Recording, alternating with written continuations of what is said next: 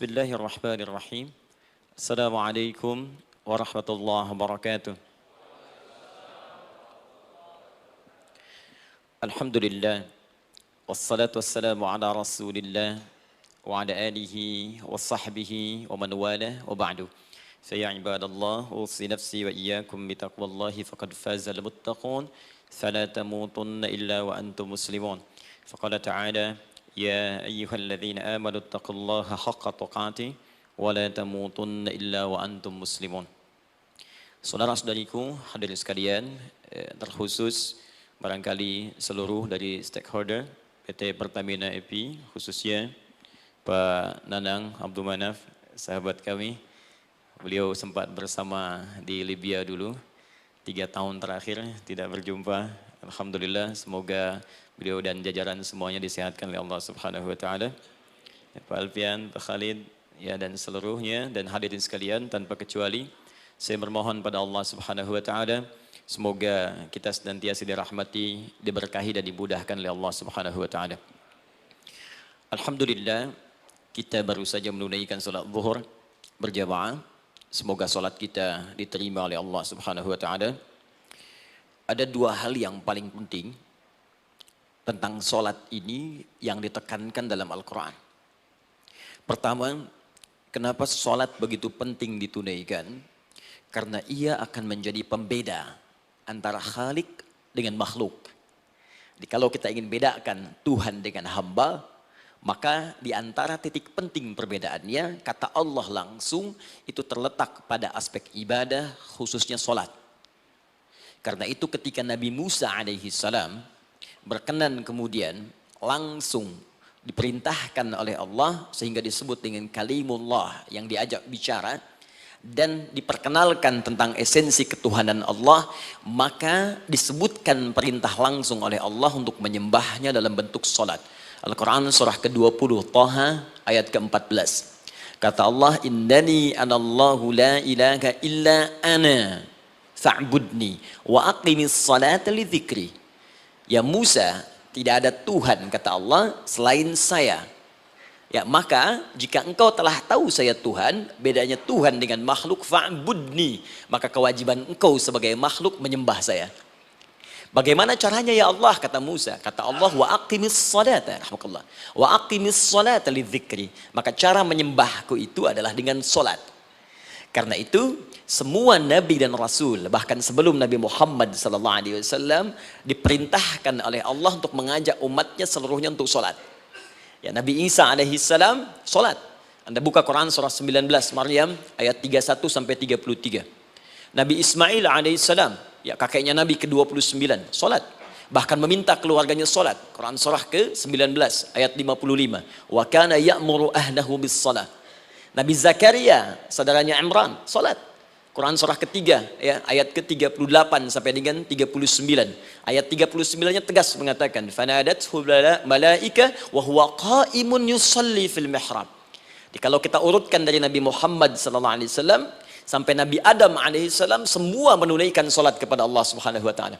Ya Muhammad bin Abdullah bin Abdul Muttalib bin Hashim bin Abdul Manaf bin Qusay bin Murrah bin Kilab bin Ka'ab bin Ghalib bin Fihir bin Malik bin Nadar bin Kinana bin Khuzaimah bin Mudrikah bin Ilyas bin Nizar bin Mudar bin Ma'ad bin Adnan bin Addi bin Adri bin Muqawwam bin Nagur bin Tarikh bin Ya'rub bin Yasjub bin Nabit bin Ismail alaihissalam bin Ibrahim alaihissalam bin Azar atau bin Nahur bin Abir bin Kinan bin Arfakhshad bin Sam bin Nuh alaihissalam bin Mihlail Matushala bin Kinan bin Anwas bin Thith bin Adam alaihissalam.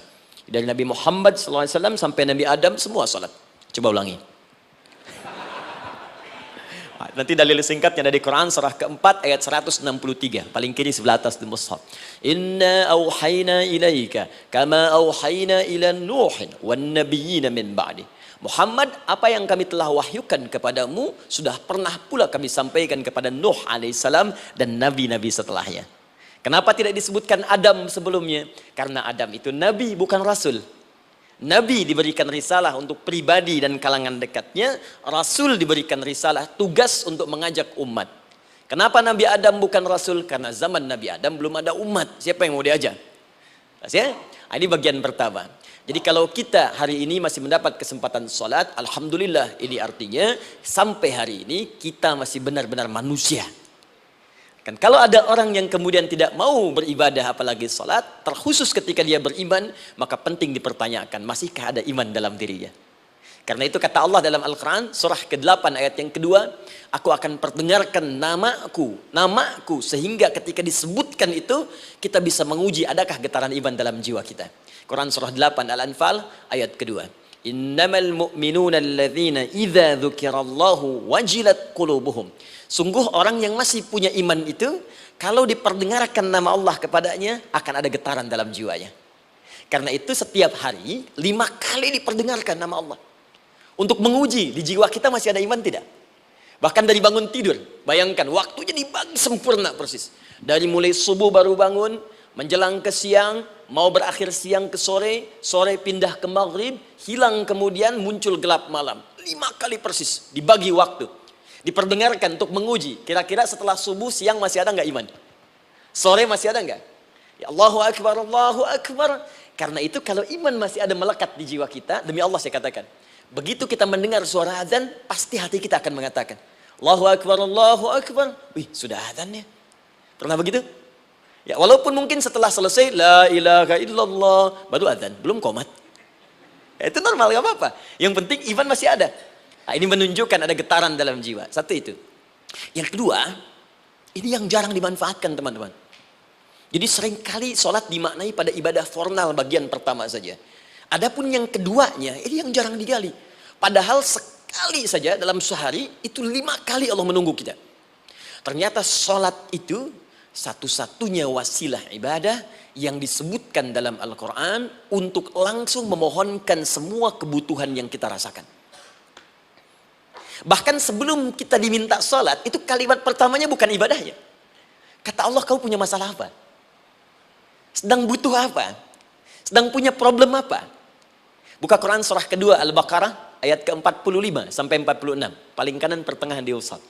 Wasta'inu bis-sabri was-salah. Perhatikan kalimatnya, indah sekali. Ya Allah menempatkan salatnya bagian kedua.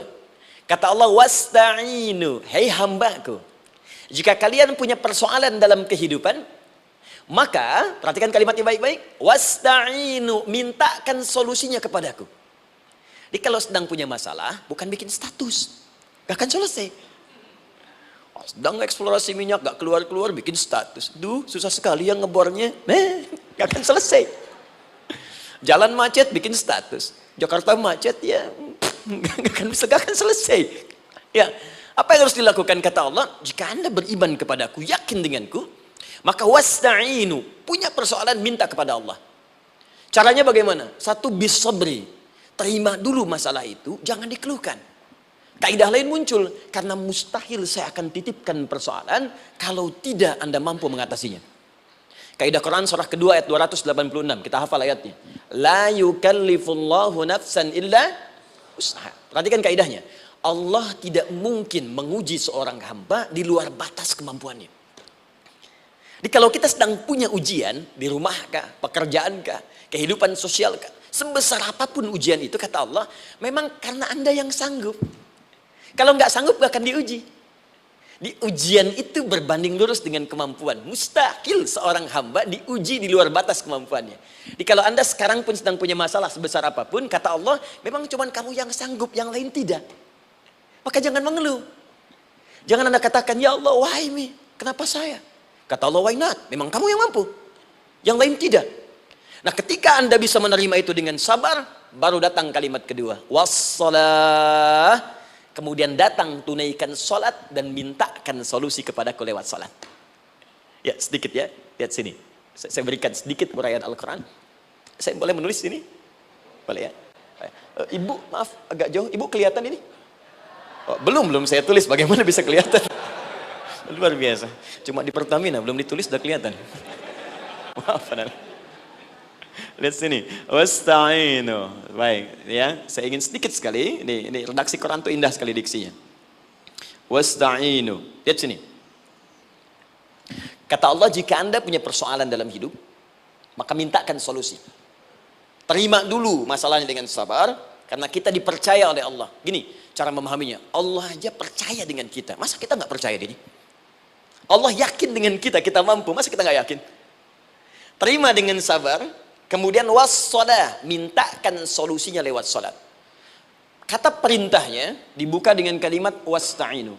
Kalau kita ingin rubah kata perintah ini, fi'il amr, ingin dirubah ke dalam bentuk permohonan, minta, maka rubah kalimatnya menjadi nasta'in. Lihat, nasta'in. Baik.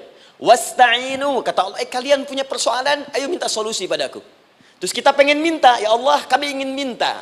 Maka dalam bahasa Arab, kalau kita ingin merubah kalimat ini ke dalam bentuk permintaan, kita katakan nasta'in.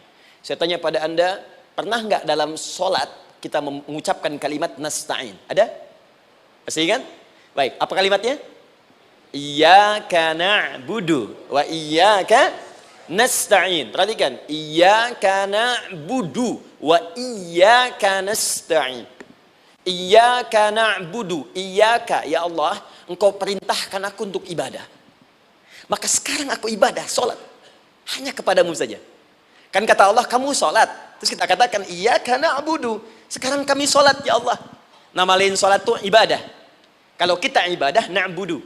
Dari mana tahunya nama lain sholat ibadah? Quran surah ke-20 ayat ke-14. Fa'budni wa aqimis sholata li dzikri. Ibadah kepadaku, caranya sholat.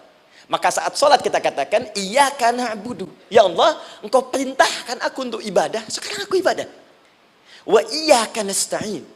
Dan sekarang aku sedang punya persoalan, ya Allah. Aku punya masalah. Aku punya problem. Dan aku yakin hanya Engkau yang pasti akan menyelesaikannya.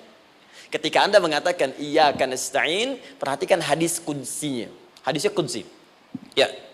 Al-Imam Al-Bukhari meriwayatkan, Imam Muslim meriwayatkan, An-Nasai meriwayatkan dari sahabat Abu Hurairah radhiyallahu taala anhu. Ada lagi yang dari sahabatnya Anas bin Malik. Perhatikan kalimatnya. Idza qala al-'abdu iyyaka na'budu wa iyyaka nasta'in, jika hambaku dalam salatnya benar membacanya, benar dari awal salatnya sampai dengan kalimat iyyaka na'budu wa iyyaka nasta'in, ya Allah, sekarang aku ibadah kepadamu dan sekarang aku punya persoalan. Aku mohonkan solusinya darimu. Kata Allah, hadza baini wa baina 'abdi. Ini perjanjian antara aku dengan hambaku. Wali 'abdi. Hadisnya qudsi. Wali 'abdi. Kalau hambaku benar salatnya sampai kalimat ini, masa'alah. Apapun yang dia minta sekarang, aku akan kabulkan. Aku akan kabulkan. Pertanyaan saya, berapa di antara kita yang sholat sampai detik ini, ribuan kali ruku dan sujud, yang memanfaatkan momentum ini untuk memohon? Siapa di antara kita yang ketika sholat memohon kepada Allah solusi? Jangan-jangan selama ini sholat itu hanya menjadi formalitas saja. Takbir, ruku, sujud, salam, selesai. Takbir, ruku, sujud, salam, selesai. Padahal Allah sudah menunggu hambaku, kamu itu punya masalah apa? Makanya setiap waktu dibagi 5 supaya hidup kita ringan. Subuh ke zuhur punya masalah, zuhur salat. Begitu kita mohon, tuntas masalah itu. Zuhur ke asar punya persoalan, asar salat. Dijawab oleh Allah, tuntas persoalan itu. Karena itu semua nabi dan rasul, bahkan orang soleh, ketika punya persoalan dalam hidupnya, even itu hanya menulis karya ilmiah, maka mereka akan memulai dengan sholat dan minta kepada Allah Subhanahu Wa Taala. Teman-teman kenal Nabi Zakaria? Bagus. Baik, di sana belum tulis, sudah kelihatan. Sini kenal Nabi Zakaria, alhamdulillah. Tapi nggak apa-apa. Saya ke Sukabumi, Pak. Ada yang kenal Fir'aun? Kenal Fir'aun, kenal, bagus. Baik, Sukabumi hubun dunia, suka itu hubun, bumi itu dunia. Baik. Teman-teman, Nabi Zakaria itu diuji oleh Allah. Maaf, belum punya keturunan. Dan semua nabi punya ujian. Jadi jangankan kita, nabi aja yang jelas surganya punya ujian. Ya, Anda pernah sakit, Nabi Ayub sakitnya lebih parah dari kita. Ya, Anda di keluarga belum ada keturunan, Nabi Zakaria pernah lebih daripada kita. Sampai rambutnya memutih, fisiknya sudah letih, dan menurut medis, maaf sekali, istrinya divonis tidak mungkin punya keturunan, monofus dan mandul, mustahil. Secara klinis gak mungkin, secara medis tidak mungkin. Maka Allah tunjukkan satu isyarat yang sangat luar biasa. Jika Anda mendapati situasi makhluk mengatakan ini mustahil dan sudah angkat tangan, ini tanda pertama dari Allah, langsung tinggalkan pendapat manusia, langsung memohon kepada Allah. Maka turunlah beritanya di Quran surah ketiga Ali Imran ayat 38 sampai 39. Paling kanan sebelah atas di mushaf. Sekarang perhatikan kalimatnya, saya mau sambungkan dengan Al-Fatihah tadi. Hunalika da'a Zakaria rabbah. Di mihrabnya Nabi Zakaria salat bermohon kepada Allah. Qala rabbi habli min ladunka dzurriyyatan thayyibah. Kemudian ia berdoa, Rabbi habli, ya Allah yang maha memberi tanpa batas. Ini adab pertama, kalau teman-teman mau berdoa, sebut nama Allah sesuai dengan hajat kebutuhan kita. Itu yang disebut dengan al-asma'ul husna. Di asma'ul husna itu bukan nama-nama indah yang sekedar dihafal, bukan. Tapi nama yang diberikan oleh Allah sesuai dengan kebutuhan hidup kita. Dalilnya Quran surah ke-17 ayat 110. Ya, paling kanan sebelah atas di mushaf, ke pertengahan. Ya, kata Allah, Qulid Allah. Jika Anda punya persoalan, sebut nama Allah. Allah, Awir Rahman atau Ar-Rahman. Ayyamma tad'u, tapi kalau Anda ingin spesifik meminta, falahul asma'ul husna. Pilih nama Allah, ia punya nama-nama yang indah sesuai kebutuhan kita. Jadi kalau teman-teman misalnya minta kelancaran rezeki, sebut ya Allah ya Razzaq. Anak mau ujian, ya Allah ya Al-Alim. Di proyek misalnya ada hambatan, ada gangguan, ya Allah ya Al-Jabbar ya Al-Malik. Ingin mudah mengatasi ujian, ya Allah ya Sabar. Minta. Ya, jangan semuanya disebutkan, nanti jadi beban. Ya, Allahumma ya Rahman ya Al-Malik ya Al-Quddus ya Sabar, gitu kan? Yang tadinya nggak punya masalah jadi punya masalah, gitu kan? Pilih salah satu. Nah, jika Anda ingin memohon pada satu hal yang mustahil menurut manusia, maka minta dengan menyebut nama Allah yang memberi tanpa batas, mustahil di dalamnya. Nama Allah tersebut namanya Wahhab. Wahhab. Ya Allah, ya Wahhab. Al-Wahhab. Kalau kita rubah dalam bentuk permintaan, maka singkat kalimatnya dengan hab. Hab. Untuk sendiri habli, untuk banyakkan hablana. Rabbana hablana min azwajina wa dzurriyyatina qurrata a'yun. Nabi Zakaria minta karena sendiri yang mengalami situasi itu, maka beliau katakan, Rabbi habli, ya Allah habli min ladunka, ya Allah yang tak punya batas dalam pemberian. Mereka mengatakan aku tak akan punya keturunan. Mereka mengatakan mustahil aku punya anak. Dan aku yakin kau memberi batas tanpa memberikan pemberian tanpa batas. Aku mohon darimu saja. Darimu saja. Dzurriyyatan thayyibah, keturunan-keturunan terbaik. Innaka sami'ud du'a. Engkau pasti mendengar doa saya. Kalau pada yang maha memohon saja, maha mendengar saja tidak mengabulkan, lantas kepada siapa lagi aku mesti minta? Tapi poinnya bukan itu. Poinnya adalah, ini disampaikan oleh Nabi Zakaria dalam keadaan sedang sholat. Mesti berdiri dalam sholatnya. Dalam bahasa Arab, berdiri disebut dengan qaimun. Qaim. Berdiri. Sedang sholat disebut dengan yusolli. Perhatikan ayat 39-nya. Fanadathul malaikatu wa huwa qaimun yusalli fil mihrab. Maka seketika ketika doanya selesai dipanjatkan, sholatnya belum selesai. Doanya selesai dipanjatkan, seketika datang malaikat menyampaikan, kamu dapat kabar gembira, Anda akan punya anak, bahkan namanya langsung diberikan oleh Allah, Yahya. Artinya hidup. Yang mustahil menurut manusia, lahir dari rahim seorang perempuan yang divonis monofos dan mandul, kata Allah, bagiku yang gak ada yang mustahil. Jadi dan hidup dia. Kapan itu terjadi? Masih sholat dan belum selesai dalam sholatnya, dalam keadaan berdiri. Sekarang saya tanya Anda, kita membaca iyyaka na'budu wa iyyaka nasta'in dalam keadaan ruku atau sujud? Sujud. Berdiri. Berdiri teman-teman. Betul kan? Dalam keadaan berdiri saat baca Al-Fatihah. Iyyaka na'budu wa saat kita mengatakan wa iyyaka nasta'in, Allah balik bertanya, apa yang kamu butuhkan? Nabi Zakaria itu sholat dulu baru minta. Kita umat Nabi Muhammad karena keutamaan nabinya, sebelum sholat dah ditunggu. Butuh apa? Mau minta apa? Karena itu saya ingin katakan, ayo manfaatkan momentum sholat ini. Jangan sekedar kita kemudian tunaikan formalitas, tapi kita tidak mendapatkan keuntungannya. Ayo, semuanya. Dari mulai takbir sudah ada doa. Ruku ada doa. Bahkan sujud kita bisa perbanyak dalam bahasa hati kita untuk memohon kepada Allah Subhanahu Wa Taala. Jelas sampai di sini? Baik. Mudah-mudahan insya Allah doa kita dikabulkan oleh Allah Subhanahu Wa Taala. Ini baru mukaddimah, kita belum mulai. Ini pengantar. Tema kita hari ini tentang Al-Quran. Dan mudah-mudahan kita diberikan insya Allah kelancaran untuk bahasan kita.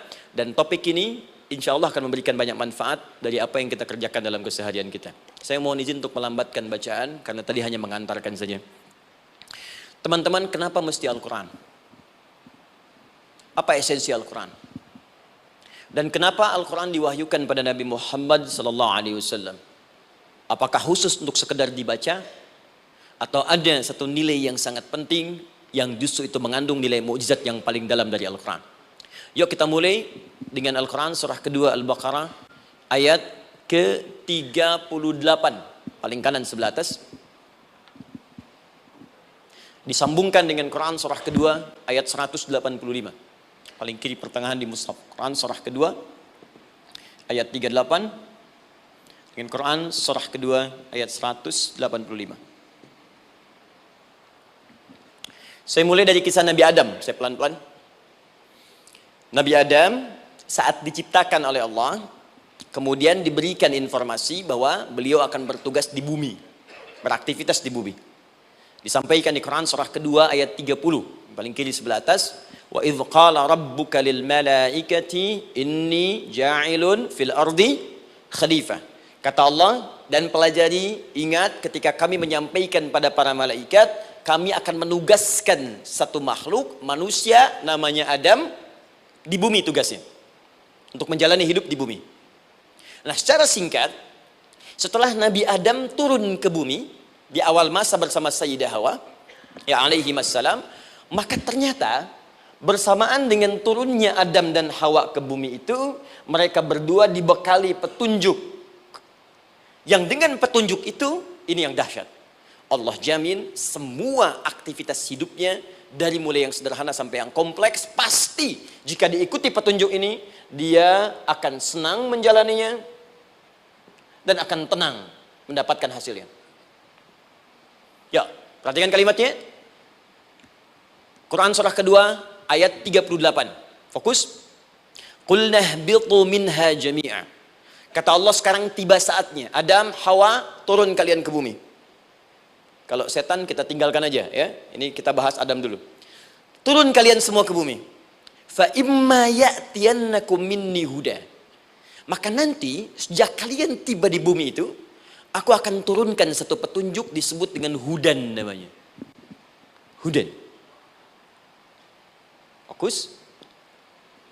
Faman tabi'a hudaya, maka jika Anda dan keturunanmu mengikuti semua detil di petunjuk ini, fala khaufun 'alaihim wala hum yahzanun, maka aku pastikan engkau dan seluruh keturunanmu akan menjalani hidup di muka bumi dengan tenang dan senang. Fala khauf, khauf itu gelisah, takut. Lawan dari takut apa? Tenang. Lawan dari gelisah, tenang. Kata Allah, jika Anda mengikuti tuntunan hidup yang ini, maka saya jamin semua hidupmu tenang. Walahum yahzanun, dan saya pastikan selama hidup di muka bumi itu kalian tidak akan pernah bersedih. Senang. Lawan sedih itu senang. Jadi ternyata kita itu diminta tugas di bumi itu bukan untuk dipersulit. Jadi kalau ada yang hidup sampai saat ini sedih, ya, di rumah tangga sedih, di kantor nggak tenang, pasti di antara poinnya bukan nggak mampu senang, tapi boleh jadi yang hidup ini tidak membaca petunjuk kehidupannya. Anda kerja di perusahaan, teman-teman ada yang di Pertamina, ada yang di yang lain. Kalau Anda nggak ikuti petunjuk, kan pekerjaan tidak akan berlangsung dengan nyaman, kan? Kalau Anda nggak ikuti aturannya, bagaimana bisa mengerjakan petunjuk itu dengan nyaman? Maka apalagi hidup yang kompleks, kata Allah, sejak Adam saya turunkan, sudah ada petunjuk kehidupan, saya namakan dengan hudan. Anda ikuti petunjuk ini, maka langsung jaminan dari Allah, semua yang Anda jalani dalam hidup, pasti saya jamin senang dan tenang. Petunjuk ini disebut apa? Hudan. Nah, agak cepat. Di setiap masa, Nabi Adam selesai hidupnya, generasi kemudian berkembang, datang lagi Nabi Nuh, sampai ke Nabi Muhammad SAW. Perhatikan baik-baik. Setiap berganti generasi akan turun hudan sesuai dengan kebutuhan masyarakatnya pada saat itu. Baik, Nabi Musa menerima kitab apa namanya? Nabi Musa, Taurat. Taurat disebut hudan dalam Al-Quran. Muncul Nabi Musa, kitabnya disebut Taurat. Perhatikan baik-baik. Tahukah teman-teman ketika Taurat disebutkan dalam Al-Quran? Buka Quran surah ke-17. Ya, ayat yang kedua. Wa ataina Musal kitaba. Kami berikan kepada Musa kitab. Lihat, wa ja'alnahu hudan li bani Israil. Dan kitab yang kami berikan itu yang disebut Taurat, Ali Imran ayat yang ketiga, wa anzalat Taurata wal Injil. Kami berikan Taurat kepada Musa. Nah, saat Allah turunkan Taurat itu hudan li bani Israil. Isi Taurat ini adalah petunjuk kehidupan khusus untuk Bani Israel saja, umatnya Musa. Jadi kalau umat Nabi Musa mengikuti petunjuk hudan Taurat ini, kata Allah, saya jamin semua hidupnya tenang dengan senang. Nabi Isa turun Injil. Injil disebut hudan dalam Al-Quran. Dan yang terakhir, saya cepat karena waktu kita terbatas, ketika Allah menurunkan Nabi Muhammad SAW dan dipilih sebagai Rasul, maka saat yang bersamaan beliau pun diberikan petunjuk untuk umatnya. Dan dahsyatnya petunjuk itu pun disebut dengan hudan. Buka Quran surah kedua ayat 185. Syahrul Ramadan alladzi unzila fihi al-Quran. Di bulan Ramadan itu, kata Allah, saya turunkan Al-Quran. Kenapa saya turunkan Al-Quran? Hudal linnas. Saya jadikan Quran ini sebagai petunjuk, pedoman hidup linnas, bukan terbatas untuk satu komunitas, tapi untuk seluruh manusia sampai kehidupan berakhir. An-nas disebutkan 241 kali dalam Al-Quran, menunjuk pada semua manusia tanpa kecuali. Ini bedanya Al-Quran dengan kitab sebelumnya. Taurat hanya untuk kalangan tertentu saja. Jadi selesai nabinya, selesai kitabnya. Injil hanya kalangan tertentu saja. Nabinya selesai, selesai kemudian misinya. Tapi Al-Quran tidak. Ini kalimat pertama langsung dari Allah. Walaupun nabinya wafat, tapi karena Al-Qurannya didesain oleh Allah untuk seluruh manusia sampai kehidupan berakhir, maka pasti Al-Quran itu di setiap masa akan mampu dijadikan pedoman dalam kehidupan. Nah, jadi prinsip pertama, ketika Allah menurunkan Al-Quran, sebenarnya tujuan utamanya bukan sekedar dibaca. Tapi di dalamnya itu ada petunjuk hidup, Pak, Bu. Dan yang buat, yang menciptakan kita. Bukankah Anda kalau ingin memperbaiki sesuatu akan datang kepada penemunya, penciptanya? Anda punya handphone, ada masalah, kan datangnya ke counter handphone. Anda punya mobil, ada persoalan, bukankah datangnya ke dealer? Sekarang kita ingin tahu persoalan hidup kita. Ingin tahu gambaran hidup kita. Ingin tahu misi dan visi hidup kita. Kemana kita kemudian bertanya? Pada pencipta kita. Nah, kata Allah, ketika saya utus manusia pertama kali ke bumi, saya sudah turunkan bagaimana cara menjalani kehidupannya. Dan ternyata berita baiknya untuk kita diberikan oleh Allah satu petunjuk utuh, langsung disebutkan, isinya disebut dengan Al-Quran. Jadi dari Al-Fatihah sampai dengan An-Nas, dia bukan bacaan biasa. Semua di dalamnya ada petunjuk kehidupan kita dari mulai bahkan dalam kandungan sampai kita wafat kepada Allah Subhanahu wa taala. Kalau diikuti petunjuk ini, langsung turun jaminan dari Allah. Hidup kita pasti akan tenang dan nyaman. Saya bacakan cepat ya. Tapi nggak usah ditulis, nanti kalau teman-teman agak terlambat mengikutinya, Anda buka kembali rekamannya, Anda boleh runtutkan kembali. Saya baca cepat saja, dan ini insya Allah Anda hanya akan temukan dalam Al-Quran. Nanti saya berikan rahasia di akhir sebelum kita akhiri. Yuk, satu, Anda silahkan bandingkan dengan buku manapun, referensi manapun, Anda hanya akan temukan dalam Al-Quran. Dari sejak sebelum lahir, bagi perempuan yang tengah mengandung, langsung Allah berikan tuntunan bagaimana agar kandungan itu berjalan dengan sehat, nyaman, dan mudah ke persalinan. Quran surah ke-7 ayat 189. Perkembangannya bisa diamati dan dicek kemudian, ya, baik ke dokter atau yang lain. Nanti perkembangannya disebutkan di Quran surah ke-22 ayat ke-5. Dirinci lagi di Quran surah ke-23 ayat 11 dari 9 sampai dengan 13. Kemudian mulai terlahir, dari lahiran diberi petunjuk oleh Allah. Nih, berikan ASI maksimal 2 tahun. Kalau ingin berhenti sebelum 2 tahun boleh, begini caranya. Quran surah ke-2 ayat 233. Dari sampai usia 2 tahun menjelang balik, kata Allah berikan 4 pendidikan dini. Ini turunannya, disebutkan 1, 2, 3, 4. Jika Anda ajarkan ini, maka anak ini akan tumbuh. 1, dekat dengan Allah. 2, dijamin taat pada orang tuanya. 3, dia akan baik dengan lingkungannya. Dan 4, dia akan bertahan dalam kebaikan sampai dia dewasa. Quran surah ke-31 ayat 13 sampai dengan 19. Usia 7 tahun. Ya, mulai dia balik misalnya, dia akan mulai belajar. Bagaimana cara belajar yang baik supaya cepat paham, gampang mengerti. Turun Quran surah ke-9 ayat 122. Amalannya di Quran surah 96 ayat yang pertama. Kemudian rinciannya diturunkan di Quran surah kedua ayat 282 di ujung ayatnya. Lalu bagaimana mencari sekolah yang bagus, majlis yang baik, guru-guru yang baik, diturunkan Quran surah ke-58 ayat ke-11. Dicontohkan tentang Maryam dan Nabi Isa alaihissalam di Quran surah ketiga ayat 35 sampai dengan 37. Naik lagi, dia mulai dewasa, ya, mulai bergaul, bahkan kadang-kadang merantau, punya tempat komunitas berbeda. Bagaimana supaya dia bergaul tidak terpengaruhi oleh lingkungan yang tidak baik. Maaf ya, kadang-kadang ibu yang sudah mengandung, melahirkan, ayah mencari nafkah, tiba-tiba anak pergi bahkan ke kampus, ke sekolah, dapat teman yang gak bagus, pulang-pulang mengecewakan Anda. Bagaimana menemukan tempat-tempat yang baik untuk bisa menjaga perilaku anak ini? Ditemukan nanti di Quran surah ke-49 ayat ke-13-nya. Dirinci perkembangannya di Quran surah ke-12 Yusuf ayat 2 sampai dengan ayat 29-nya. Sampai ketika dia akan mulai kemudian menikah. Kata Allah, pilih pasangan yang baik dengan ta'aruf, berikan mahar yang sempurna. Quran surah ke-4 ayat ke-4. Kemudian dia mulai menikah. Kata Allah, sebelum menikah, pelajari dulu fikih nikah. Banyak orang yang menikah tapi karena tidak belajar tentang persoalan rumah tangga, apa yang akan terjadi di rumah tangganya. Detil Pak, Bu. Kata Allah, ini kalau kamu berbuat begini akan ada miskomunikasi. Kalau ada miskomunikasi persoalannya akan begini, solusinya begini. Maka diturunkan dasarnya di Quran surah ke-30 ayat 21, detilnya di Quran surah ke-4 ayat 34 sampai dengan 35. Paling kiri sebelah atas sampai dengan ke tengahnya. Anda berlanjut, diterangkan oleh Allah, hei, tugas suami saat mulai pertama kali menikah, maka tugas yang pertama siapkan untuk mencari nafkah. Bagaimana caranya ya Allah? Diturunkan oleh Allah. Satu, jangan takut kehilangan rezeki. Jangan pernah mencuri, jangan pernah ngambil punya orang, karena punya kamu akan saya berikan sempurna. Kamu ngambil punya orang, maka kamu akan menyulitkan diri sendiri. Itu akan dikembalikan pada yang berhak. Ya, turun Quran surah ke-51 ayat 22. Dirinci, begini cara nyarinya. Quran surah kedua ayat 168. Kalau Anda ingin cepat baru bergerak, rizkinya sudah dapat. Quran surah kedua ayat 172. Ada yang dahsyat, dia belum keluar, rizkinya yang mendatangi dia. Jadi nanti di Al-Quran ada 8 jenis rizki. Di antara yang paling hebat, ada yang belum Anda datang, rizkinya sudah menjemput. Ada orang mendatangi rizki, ada rizki mendatangi dia. Contoh, Al-Imam Asy-Syafi'i sedang berdiskusi dengan Imam Malik gurunya. Kata Imam Asy-Syafi'i, Syekh, rizki itu mesti saya cari dulu, baru kita dapat. Kata gurunya, ya Syafi'i, ada rizki yang cukup kita beramal dekat kepada Allah, dia akan datang tanpa kita cari dengan ikhtiar manusia. Kata Syafi'i, mustahil.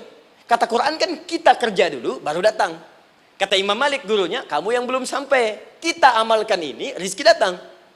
Maka berhenti sampai di situ, Imam Syafi'i pamit, di jalan tiba-tiba beliau mendapati ada panen anggur, Pak, Bu. Terus dipanggil sama yang punya kebun. Ya, pemuda katanya, sini, mau bantu nggak? Kalau kamu bantu, kami berikan anggurnya. Maka beliau bantu, panen, petik. Sampai setelah selesai diberikan anggur yang besar-besar, hanum. Senyum, senang beliau. Ternyata senangnya bukan karena dapat anggur. Senangnya karena merasa pendapatnya benar. Kalau saya nggak bantu panen ini, nggak akan dapat saya anggur. Cuma karena saya bantu, saya diberi ini. Maka rasa senangnya inilah dibawa kemudian kepada gurunya, ingin laporan. Tapi perhatikan adabnya. Dia tidak mengatakan, guru, nih saya benar. Kalau saya nggak ikut panen, nggak dapat saya ini. Perhatikan kalimat Asy-Syafi'i. Guru, tadi saya di jalan, dipanggil oleh pemilik kebun, ikut panen anggur. Begitu saya bantu, saya diberikan anggur ini. Beliau tekankan dengan kalimat yang kencang pada kalimat, begitu saya bantu, saya dapat anggur ini. Imam Malik tersenyum mengatakan, Masya Allah Syafi'i luar biasa. Ini siang begitu panasnya, tadi saya mau keluar ngajar, terfikir di benak saya, Allah kalau ada anggur yang besar-besar, enak rasanya. Tiba-tiba kamu datang bawa anggur. Di Imam Syafi'i kerja dapat sesuatu, Imam Malik terfikir sesuatu, datang rezeki. Itu ada di Quran surah ke-7, teman-teman, ayat ke-96, paling kanan sebelah atas di mushafnya. Baik, teruskan dulu. Ya, Anda dalam mencari kerja, ingat, kalau Allah yang sampaikan pasti terjadi. Jangan dikira mudah. Kata Allah akan ada persaingan, akan ada kadang-kadang singgungan, akan ada tantangan, maka mulai petakan tantangan apa yang akan Anda lalui saat Anda mulai mencari nafkah itu. Maka turun Quran surah kedua ayat 214, paling kanan sebelah bawah. Am hasibtum an tadkhulul jannata. Hei, apa kamu mudah begitu saja mengira akan sukses dalam pekerjaanmu? Bahkan bisa diartikan surga, ingin masuk surga. Walamma ya'tikum mathalul ladzina khalau min qablikum. Sebelum engkau diuji seperti orang sukses dulu pernah sukses. Lihat mereka. Enggak ada orang sukses yang instan. Cuman balikan telapak tangan dapat, tidak. Kata Allah, lihat orang-orang dulu. Lihat orang-orang hebat dulu, bagaimana mereka bisa kaya, bisa sukses, bisa punya posisi. Masat umul ba'sa, petakan olehmu tantangan apa yang akan dihadapi saat engkau bekerja itu. Satu, kata Allah ba'sun, ada yang ringan. Ya, ba's. Ba'sa jamak dari kata ba'sun. Dua, dara. Dia sudah menengah, jamak dari kata durun. Tiga, zilzal. Ini yang paling tinggi puncaknya. Jadi kalau Anda sudah mendapatkan ini, yakinlah. Berarti Anda akan mendapatkan posisi yang tinggi. Karena mustahil orang besar diuji dengan ujian yang kecil. Zilzal. Ini bagian ketiga. Ba'sa, ba'sun. Mulai. Kira-kira tantangan-tantangan ringan apa saja yang akan Anda hadapi? Ya, kalau saya contohkan misalnya dengan contoh yang lain singkat. Anda mau ke masjid, ingin konsisten, mulai hijrah, ingin dekat dengan Allah. Tiba-tiba yang tadinya nggak mau ke masjid, mulai ke masjid, diuji dengan hujan. Hujan kecil, rintik-rintik, shower. Begitu hujan, orang Arab mengatakan kalau hujannya bisa lewat tanpa payung pun, orang Arab mengatakan la ba'sa. La ba'sa ini ringan. Orang kita sambungin, labas. Dari bahasa Arab, lewat. Nah, jadi kalau Anda mau berangkat nih, siap bekerja, siap hadapi tantangan. Baru mau lewat hujan kecil, berarti itu tantangan kecil kita lewati. Macet, petakan, cari jalan yang kemudian sempurna, jalan yang kosong, buka Google-nya, buka Waze-nya, buka map-nya, cari. Jadi kalau pada yang kecil aja belum kita lewati, bagaimana mendapatkan yang besar? Anda mau ke masjid, dikasih hujan kecil, mau berangkat gak jadi. Papa, kenapa gak jadi? Hujan mah, kan ada payung, takut riak. Tuh. Setelah itu darwa, maaf, tantangan fisik. Kadang-kadang mulai ke fisik, mulai mengganggu. Ya, maaf, dirincikan kemudian oleh Al-Quran. Turun Quran surah ke-21, ayat 87 sampai 88, kisah Nabi Yunus alaihissalam. Yunus beraktivitas, bekerja, bukan berarti nggak ada tantangan. Kadang-kadang dibawa, kadang-kadang diusir, kadang-kadang Anda dapat misalnya proyek, kadang-kadang sudah mulai masukkan tender, tiba-tiba gagal, diserobot orang, kadang-kadang orang yang dapat, Anda yang ngajukan, itu biasa. Kata Allah itu biasa, bukan cuma Anda, yang lain pun ada. Bukankah Allah ajarkan kisah Sayyidah Hajar alaihissalam dengan Ismail? Bukankah bolak-balik naik Safa Marwah, kadang di atas, kadang di bawah, kadang lihat peluang sampai Marwah ternyata bukan air. Terkadang Anda yang bekerja, tim yang lain yang mendapatkan karena kerja keras Anda bisa jadi terjadi. Bukankah yang kerja keras Hajar yang dapat Ismail? Mungkin Anda yang konsep, yang dapat minyaknya orang lain. Mungkin Anda yang kerja, kan yang suksesnya teman Anda, gak ada masalah. Dan itu kemudian akan bermanfaat bagi Anda. Tidak mungkin setiap keringat yang keluar dari diri kita mustahil kecuali akan melahirkan manfaat yang kembali pada diri kita. Tantangan. Tapi yang paling dahsyat ini yang gak ditemukan di sebagian referensi yang kita baca. Ketika Allah menjelaskan semua tahapan-tahapan tantangan ini sampai ke puncaknya zilzal. Zilzal itu kalau bahasa sekarang gempa. Ada ujian yang menggoncang hati kita. Ketika Anda kerjakan, ya Allah, tantangannya dahsyat. Kenapa mesti saya, ya Allah? Kau nggak selesai-selesai, ya Allah. Itu wajar, teman-teman, itu biasa. Kata Allah, orang dulu saja mengatakan, mata nasrullah, kapan ini selesai? Berbahagialah kalau teman-teman sudah mendapatkan tantangan puncak yang paling tinggi ini. Ini artinya Allah sedang mempersiapkan Anda menjadi orang besar di kemudian hari. Dan cara mengatasinya diturunkan Quran surah ketiga ayat 142, paling kiri sebelah atas. Perhatikan dahsyatnya. Yang pertama diterangkan tantangannya, yang kedua dijelaskan cara mengatasinya. Saya mau berhenti sampai di titik ini, nanti saya terangkan cara berinteraksi dengan Al-Quran. Ya, perhatikan baik-baik. Kata Allah, jika kelak engkau sudah bisa memetakan tantangan ini, maka siapkan solusi untuk mengatasinya. Ayatnya dibuka dengan kalimat yang sama persis. Saya pernah sampaikan teori ini di dua perusahaan besar di Indonesia. Yang pertama ada satu perusahaan, karena ini direkam saya nggak sebutkan perusahaannya, perusahaan otomotif besar sedang turun gratis, kemudian juga ada inflasi yang tinggi. Terus saya terangkan teori Quran. Dia praktekkan berhasil, Pak. Padahal saat itu saya presentasi di depan non-muslim. Non-muslim. Sales-salesnya se-Indonesia dikumpulkan, saya bedah tentang ini. Dan mereka berhasil. Sampai sekarang naik lagi. Yang kedua sama, ini direkturnya juga non-muslim. Tapi nggak apa-apa, kita diskusi. Dan mau mendengar teori ini. Dan praktekkan, naik. Ya, dulu di satu perusahaan minyak juga. Sedang turun, karyawan semua dikumpulkan. Lalu kita bahas tentang ini, kita terangkan. Yang ini yang paling menarik dari Al-Quran. Kalimatnya sama persis. Quran surah ketiga ayat 142. Am hasibtum an tadkhulul jannata. Apa Anda duga akan begitu mudah mendapatkan kesuksesan dalam hidup? Tolong fokus baik-baik. Jangan selalu mengartikan jannah dengan surga. Karena asal kata jannah itu artinya kesuksesan, kebahagiaan yang belum tampak. Surga, kenapa disebut dengan jannah? Karena itu puncak kebahagiaan kita yang belum nampak sekarang. Saya kasih rahasia ya. Ini di antara kita saja nih. Kalau ada kata jim dengan nun di depannya, itu pasti tidak nampak, tersembunyi. Apapun tambahannya. Ya, misal, jin kenapa disebut dengan jin? Karena memang ketika diciptakan, dia tidak tampak, tersembunyi. Lawannya ins, karena itu kita disebut ins, karena saat lahir kita tampak. 18 kali disebutkan dalam Al-Quran. Ya ma'syaral jinni wal ins, wa ma khalaqtul jinna wal ins. Jadi jin disebut jin karena memang fitrahnya tersembunyi, gak nampak. Jadi kalau ada jin melakukan penampakan, itu jin sedang kena masalah. Sedang keluar dari fitrah. Sama dengan manusia, harusnya tampak. Jadi kalau ada manusia yang senang sembunyi-sembunyi, dia sama dengan, bukan saya yang bilang, sedang punya masalah. Ke kantor, sembunyi-sembunyi, hati-hati Pak Alfian tuh. Biasa ada pintu depan, masuk pintu belakang. Suami di rumah, buka WA, sembunyi-sembunyi. Bu, hati-hati tuh. Pulang lewat pintu belakang, berarti sedang punya persoalan dalam hidup. Setiap ada jim dengan nun, pasti tersembunyi. Ibu punya janin, rahim, dalam rahim ada janin.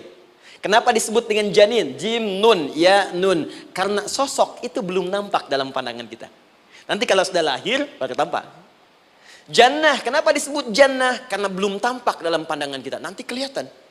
Karena itu dalam Al-Quran, kata jannah itu tidak dikhususkan dengan surga. Tidak dikhususkan dengan surga. Kadang-kadang menunjuk aspek kesuksesan yang belum tampak.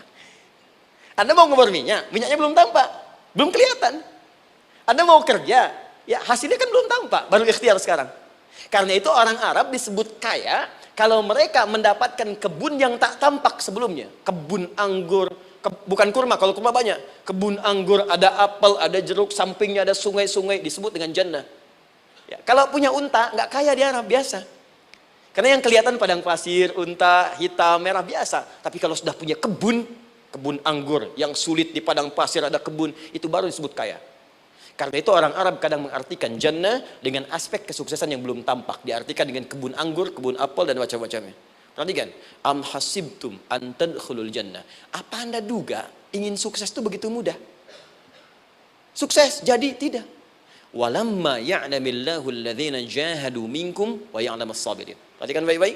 Sebelum Allah memastikan pada diri Anda terdapat dua hal yang paling utama untuk mengatasi tantangan tadi. Satu, jahadu. Kesungguhan. Serius. Jadi kalau mau sukses, mesti serius. Kerja serius. Cintai pekerjaan Anda. Ya, belajar anak-anak serius. Pastikan belajar dengan serius. Jangan cuma anak-anak duduk paling belakang, nggak pernah nanya, kadang ngantuk, pulang. Ujian, besoknya mau ujian, baru belajar. Ya, sistem SKS, sistem kebut. Ya, kadang-kadang sejam, Bu, Pak. Saya pernah ada orang di luar ngadu waktu di Libya, Ustadz, gimana ini orang Indonesia? Kenapa? Saya belajar 3 bulan. Besok mau ujian. Teman antum orang Indonesia pinjam catatan saya baru semalam. Dia dapat 8, saya 7,5. Saya bilang, Anda belum tahu sistem SKS itu. Baik, ya. Tapi itu bukan solusi. Begitu ujian selesai, ilmu lupa. Itu poinnya. Jadi kalau hanya sekedar ilmu dipakai untuk ujian, pada prakteknya nggak akan terpakai. Ini banyak anak sekolah sekarang hanya belajar untuk ujian saja. Padahal kalau dipraktekkan, kadang kaitan dengan agama tinggi, Bu, Pak. Fisika itu dengan agama itu tinggi. Gaya F1 sama dengan F2, gaya gerak sama dengan gaya dorong. Gaya sedikit, maka keluarnya sedikit. Pukul kencang, bunyinya kencang. Imannya kalau kuat, amalan jadi banyak. Iman sedikit, amal pun sedikit. F berbanding lurus dengan P, hukum Pascal. Gaya berbanding lurus dengan tekanan. Masuk bab akhlak. Makin banyak gaya, makin banyak tertekan. Nah, itulah. Gaji 5 juta, gaya 10 juta. Kan? Ini serius. Serius. Di divisi apapun Anda, saya 3 sepekan lalu lah, takziah ke tempatnya yang Habibie. Terus diminta tausiah di sana. Dan saya perhatikan beliau termasuk yang paling serius ketika diberikan tugas apapun. Gak pernah diberikan amanah kecuali mencintai pekerjaan itu. Yang Habibie demikian. Ciri orang sukses itu serius. Tapi keseriusan itu, kata Allah petakan jadi 3 bagian lagi. Karena jahadu itu punya 3 turunan kata. 1, keseriusan merencanakan, disebut ijtihad namanya. Punya rencana. Mappingnya apa? Stepnya apa? Oke, Anda ingin kerjakan sebuah proyek, baik, proyeknya berlangsung berapa lama? Target kita apa? Jangka panjangnya, menengahnya, jangka pendeknya. Kemudian apa tantangan yang akan dihadapi di setiap tahapan-tahapannya? Selesaikan. Bahkan saking pentingnya tahap perencanaan ini ditunjukkan oleh Allah langsung lewat sholat. Teman-teman masih ingat sholat pertama yang kita kerjakan setiap hari, sholat apa namanya? Subuh. Apa artinya subuh? Tuh, ini masalahnya. Ini kata Al-Quran sendiri ya, kata Al-Quran sendiri. Nanti akan ditemukan orang yang ibadah tidak paham apa yang dikerjakan dan dilakukan dalam ibadahnya. Contoh sholat. Kata Allah akan ada orang sholat yang saat sholat tidak mengerti apa yang ia baca dan dia lakukan dalam sholatnya. Jujur tanyakan pada diri kita. Sampai detik ini, dari sekian ribuan kali ruku dan sujud, berapa persen bacaan sholat yang kita pahami? Jangan-jangan kita ruku tapi nggak ngerti yang dibaca. Sujud tak paham yang diungkapkan. Bagaimana bisa khusyuk? Mustahil. Maka kembali ke sini. Kenapa sholat pertama itu disebut dengan subuh? Teman-teman, ternyata semua nama sholat dari subuh sampai isya, plus bacaan dan gerakan dari takbir sampai salam, itu bukan sekedar gerakan semata. Semua ada artinya, ada maknanya. Dan diajarkan oleh Nabi langsung. Subuh disebut dengan subuh. Ada 2 kata. 1, fajar. Quran surah ke-17 ayat 78. Inna Qur'an al-fajri kana mashhuda. Kedua, subuh di surat At-Takwir. Was-subhi idza tanaffas. Kenapa disebut fajar? Fajar itu pancaran positif, pancaran kebaikan. Jadi kalau yang baik disebut fajar. Kalau yang jelek disebut fujur. Fujur ada di Quran surah 91 ayat 7 sampai 8. Wa nafsi wa ma sawwaha fa'alhamaha fujuraha wa taqwaha. Fujur itu rambatan gelombang buruk yang muncul dari nafsu. Ya, ditembuskan ke elemen tubuh kita. Misal gini. Tiba-tiba pengen marah. Ya, di tubuh kita mengatakan melotot, maka ini ada pancaran di hati kita nyambung kemudian ke mata. Ini rambatan dari sini ke mata disebut fujur namanya. Mau ke tangan pukul, masuk ke tangan. Itu rambatannya disebut fujur namanya. Ya. Yang baiknya disebut fajar.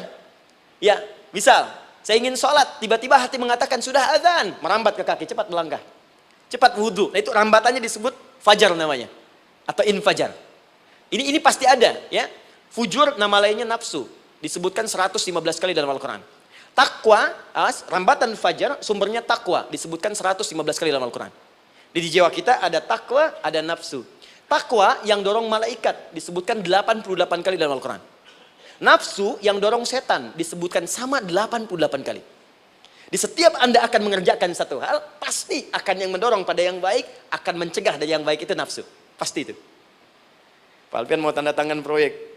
Tiba-tiba disodorkan, Pak, ini Pak. Kok begini proyeknya? Perbaiki, karena ada yang nggak beres. Tapi fee-nya lumayan Pak, 1 miliar.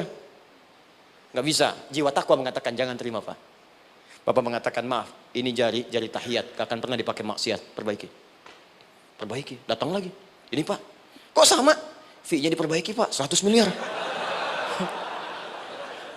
Nafsunya mulai berkata, terima. Takwanya bilang, jangan. Akhirnya beliau katakan, tangan tahiyat gak akan pernah dipakai maksiat. Tapi tunggu, saya istighoroh dulu.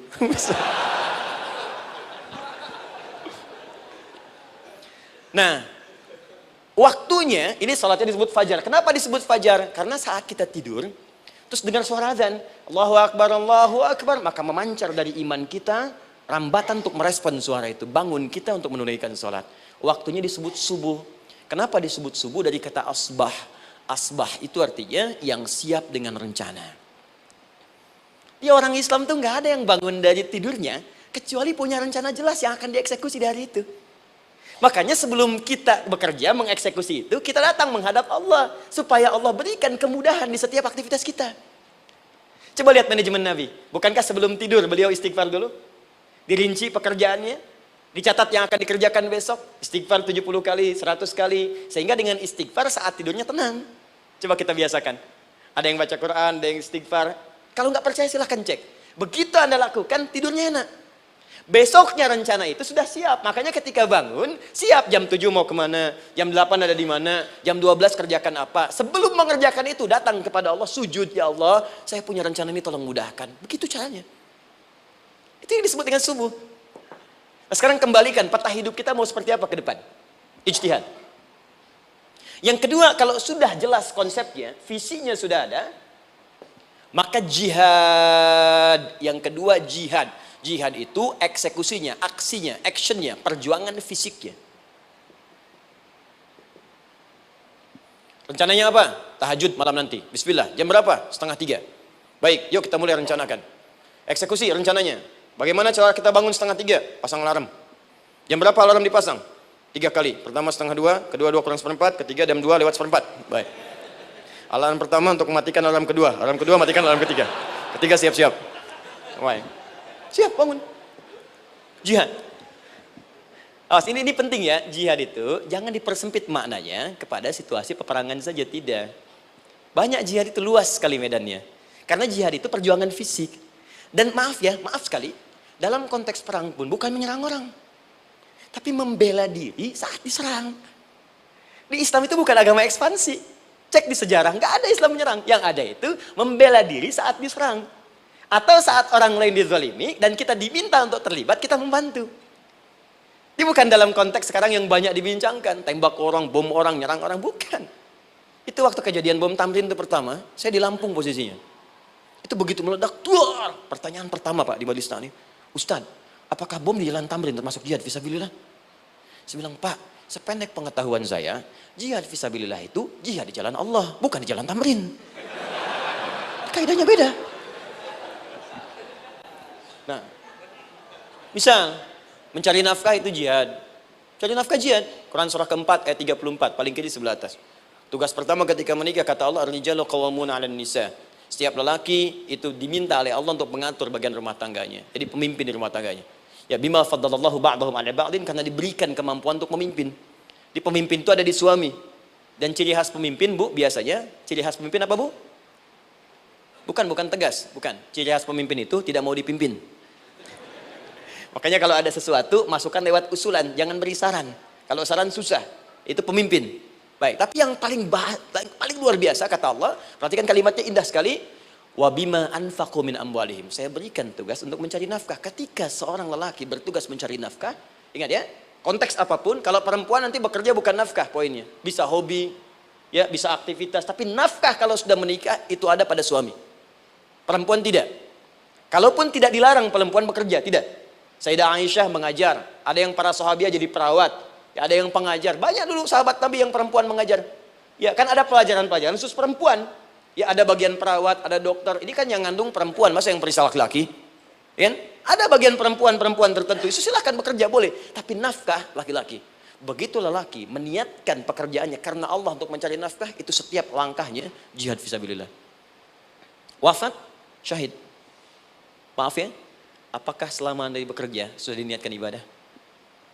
Jangan-jangan cuma kerja aja. Kalau cuma kerja, apa bedanya Anda dengan yang belum beriman? Anda wafat juga. Kerja di gedung yang sama, berangkat menemukan kemacetan yang sama. Apa bedanya iman kita dengan yang lain? Satu, kita pasti wafat, pasti pulang. Dan kita nggak bisa pilih, ya nggak bisa pilih. Antum bisa duluan, saya belakangan mungkin. Atau ditukar, saya belakangan, Anda duluan mungkin. Atau memang saya bisa duluan, ya duluan menyolati Anda. Oke, paham ya? Jadi ibu di rumah jihad, Bu, pada anak, perawat, mengandung itu sudah jihad. Jadi kalau wafat dalam proses saya melahirkan atau sedang mengandung itu syahid. Itu jelas nggak ada perbedaan pendapat. Anak-anak yang sekolah niatkan ibadah, Bu, Pak. Mohon maaf ya, mesti ada bedanya. Iman kita di rumah mesti itu terpancar kepada anak-anak. Ajarkan mereka sekolah yang baik. Pilih sekolah yang mengajarkan sholat, mengajarkan baca Quran. Sekarang banyak kok. Fisikanya bagus, Qurannya bagus, kimianya bagus, sholatnya juga bagus. Cari. Kalau bisa dunianya bagus, akhirat bagus, kenapa hanya pilih dunia saja? Siapkan. Itu jihad. Terakhir, tidak mudah mengeksekusi ini. Pasti ada tantangan yang ketiga. Namanya mujahadah. Mujahadah. Tantangan mengatasi gejolak jiwa. Kadang-kadang malas, capek, ya belum eksekusi dilakukan sudah berdebat pada yang tidak penting, sehingga tidak menghasilkan kesimpulan, ragu-ragu, khawatir, maka atasi semua itu. Turun Quran surah kedua ayat 216. Kutiba alaikumul qitalu wa huwa kurhul lakum. Kalau engkau sedang tidak nyaman, maka perangi ketidaknyamanan itu jika engkau ingin mendapatkan kesuksesan yang telah engkau cita-citakan.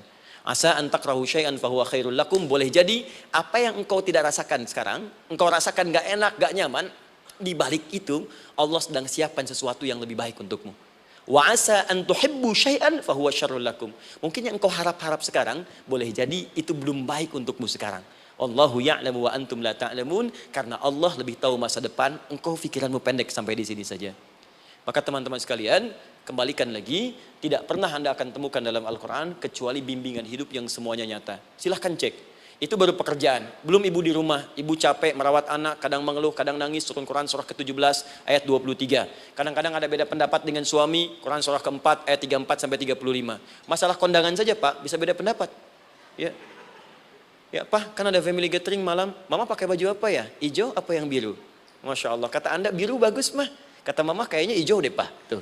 Nanya tapi udah punya jawaban. Ya, bagus kalau dipakai, begitu keluar kuning. Naik lagi, Anda udah 40 tahun, anak masih ada, turun Quran surah ke-46 ayat 15. Kemudian naik lagi sampai Anda sepuh, sampai kembali ke keadaan tidak normal seperti anak-anak lagi, Quran surah ke-22 ayat ke-5. Sampai ada amalan, kalau Anda jangan kira Anda akan hidup selamanya, Anda pasti wafat. Quran surah ke-3 ayat 185. Bahkan diajarkan kalau wafatnya ingin enak, begini caranya. Pelajari Pak, jangan cuma dunia, kita akan meninggal.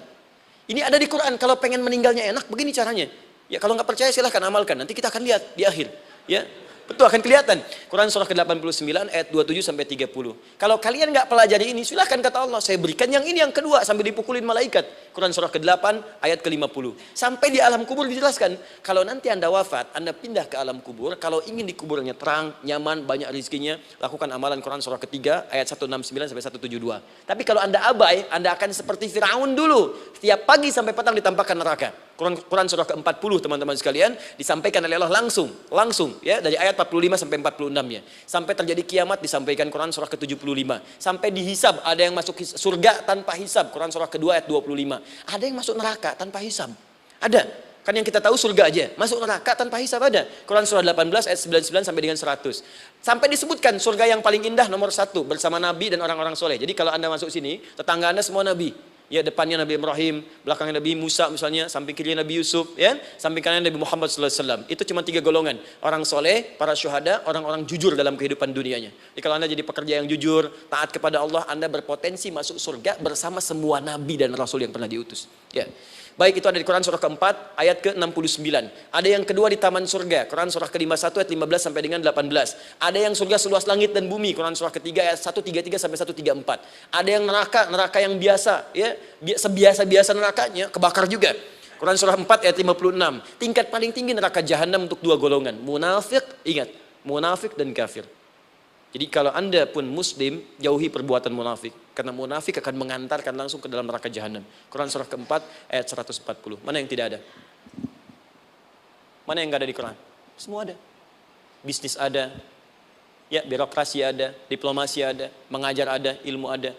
Karena itu saya mau tutup, jika kita ingin benar mengeluarkan petunjuk ini, seperti orang dulu pernah melakukannya, maka kata Allah melalui lisan Rasulullah turun Quran surah ke-29 ayat ke-45. Satu ini aja kita kerjakan, insya Allah ini akan beda kita rasakan. Utslu ma uhya ilaika minal kitab. Jika kalian kemudian hidup di muka bumi, maka keluarkanlah bimbingan dari Al-Quran sesuai dengan kebutuhan kita secara tematik. Utslu itu dari kata tilawah. Tilawah itu baca, pahami, amalkan. Karena itu setiap kita baca Al-Quran, di sampingnya pasti ada yang menerjemahkan supaya kita paham. Betul kan? Ketika ada yang baca Al-Quran, di sampingnya ada siapa? Ya, sari tilawah kan? Baik, sari tilawah itu bahasa Indonesia. Ya, sari, sebetulnya tilawah saja.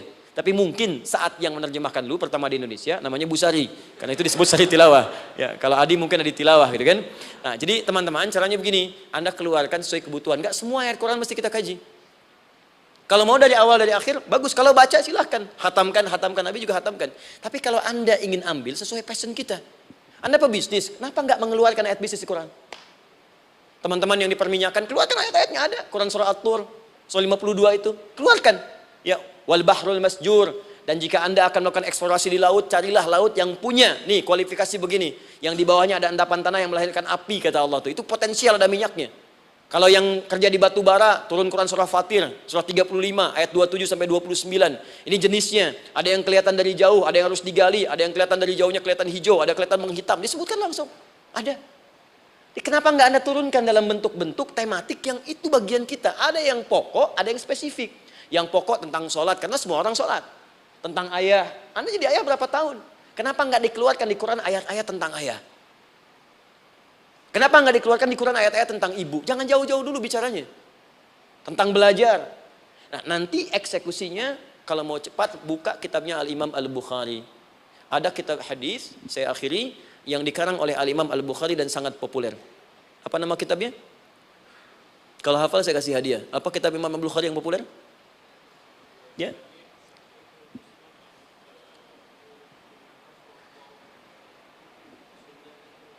Baik, Anda saya kasih hadiah umrah. Baik. Insyaallah. Januari awal, insyaallah ada yang kami hadiahkan umrah dari atlet peraih Asian Games. Ya, Anda boleh ikut nanti. Ya, ada juga saya senang saya cinta dengan bangsa ini. Jadi ada peraih Asian Games medali emas yang kemarin, itu akan kita berangkatkan umrah semua peraih medali emasnya. Nanti gelombang pertamanya bulan Januari. Ya, 2020 nanti sekitar 3 bulan lagi, insyaallah Anda nanti akan mengikuti. Ada juga nanti dari kalangan Polri, ada TNI juga yang akan ikut dan saya sertakan. Baik. Al-Jami As-Sahih Al-Musnad Al-Mukhtasar min umuri Rasulillah sallallahu alaihi wasallam wa sunanihi wa ayyami. Itu namanya. Ayo ulangi. Disingkat Sahih Al-Bukhari. Kenapa saya bacakan lengkap? Bukan karena singkatannya, tapi banyak orang sekarang baca buku, baca kitab hanya langsung ke isinya. Padahal setiap ulama ketika menuliskan judul kitabnya, itu pasti ada petunjuk di dalamnya. Kata Imam Al-Bukhari, Al-Jami As-Sahih. Kitab ini saya buat sebagai petunjuk umum miniatur kehidupan Nabi yang bisa kita ambil hikmahnya sekarang. Jadi kalau kita pengen tahu bimbingan Nabi di masa lalu, supaya kita terapkan sekarang, buka kitab saya ini. Semuanya mustad bersambung kepada Nabi. Sahih saya pastikan, saya teliti satu-satu. Al-Mukhtasar, saya persingkat, gak bertele-tele. Nah ini poinnya. Min umuri Rasulullah SAW wa sunani wa ayyamihi. Ini semua pekerjaan Nabi selama 24 jam. Secara singkat saya tutup dibagi 97 pembahasan. Setiap 97 pembahasan, satu babnya itu berisi bimbingan hadis-hadis Nabi. Di situ ada bab tentang bisnis, kitabul tijarah. Bab tentang ilmu, kitabul ilmi. Bab bahkan tentang sakit, kalau pengen cepat sembuh apa? Kitabul marid. Bab tentang pemerintahan, kitabul imarah. Bab tentang penguatan iman, supaya naik gak turun-turun, kitabul iman. Anda tinggal pilih profesi apa, cari Sahih Al-Bukhari, harganya murah. Maaf, dibandingkan pulsa Anda pun masih murah kitab Al-Bukhari. Ya, beli 4 jilid cuma 350.000 yang bahasa Arab saja. Ya, kalau mau terjemahan, cari terjemahannya. Ya, dapatkan itu, keluarkan babnya sesuai profesi kita. Itu ketika dibuka kitab ini, yang pertama muncul ayat Quran dulu. Ini ayatnya, ini hadisnya. Ini ayatnya, ini hadisnya. Teman-teman gak usah baca semuanya. Keluarkan passion Anda apa, di situ belajar. Sebulan saya belajar ini, besok saya pindah lagi. Sebulan topik ini, besok ke topik yang lain lagi. Saya kira insya Allah kalau itu kita terapkan dengan baik, maka Al-Quran akan hidup dalam seluruh aktivitas kita dan mudah-mudahan keberkahan akan diturunkan oleh Allah Subhanahu Wa Taala. Ya, tidak cukup dengan amin, mulai dulu. Ya, mulai dulu, petakan dulu, eksekusi dulu. Saya kira itu yang saya sampaikan. Anda punya hak dan kewajiban, hak Anda sudah dapatkan dan kewajiban kita semua untuk kembali beraktivitas. Saya mengucapkan terima kasih atas undangan dari pihak Pertamina untuk Anda seluruhnya. Saya ingin tanya, kalau jamaah di sini ada berapa kurang lebih? Kurang lebih yang rutin 500 ada 550. Baik, nanti saya hadiahkan mushaf sebanyak 550 ya, dan itu nanti setiap ada kajian atau zuhur salat Anda bisa baca di sini, baca mushafnya. Kemudian yang kedua, saya nanti berikan buku untuk bacaan ya, itu buku yang saya berikan insyaallah tentang manusia. Jangan-jangan selama ini kita jadi manusia, kita tidak tahu mau kemana kita ya. Itu saya keluarkan dari Al-Quran langsung, seperti apa Allah menerangkan tentang kemanusiaan kita. Saya juga hadiahkan sejumlah yang sama 550, nanti satu orang bisa mendapatkan satu-satu. Dan terakhir barangkali mau hafal Quran? Oh mau, baik, Alhamdulillah. Alhamdulillah. Saya berikan mushafnya yang spesial. Nanti kita mulai dengan 10 juz dulu ya. Nanti saya berikan At-Taisir yang 10 juz. Itu ada mudah untuk bisa menghafal Quran. Mulai dari 10 juz dulu, nanti bisa disempurnakan. Saya berikan 550 Quran khusus untuk dijadikan sebagai hafalan.